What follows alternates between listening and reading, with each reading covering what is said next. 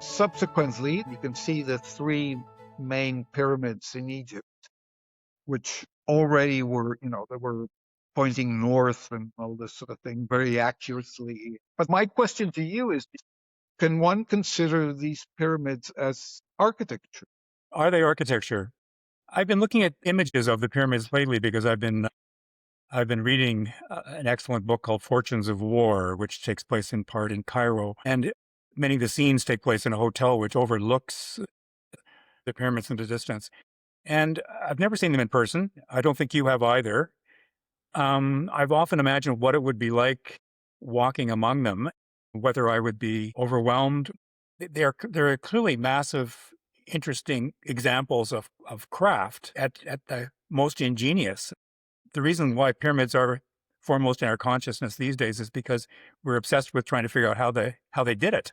The stones had to be brought from the rivers at some distance away. They had to be hauled up along winding ramps, presumably. The other issue is the cladding of these pyramids. Apparently, they were dazzling in their original form when they were covered with smooth, polished limestone, and that's an experience we will never get.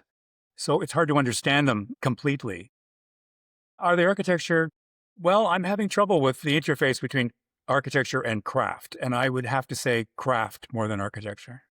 They're architecture in the sense that they provided shelter for a particular purpose, in this case, a burial. And obviously, the makers of these buildings were conscious that whatever they did, it was something that had to last for as long as possible. So they used their skills as builders to produce that result. But I don't know.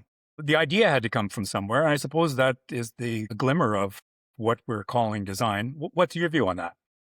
Well, I have a hard time calling it architecture, frankly, because like you say, it's shelter for one person and one dead person at that. There's no windows, there isn't a door. The whole point was that nobody in fact was welcome there. So it was just something to be admired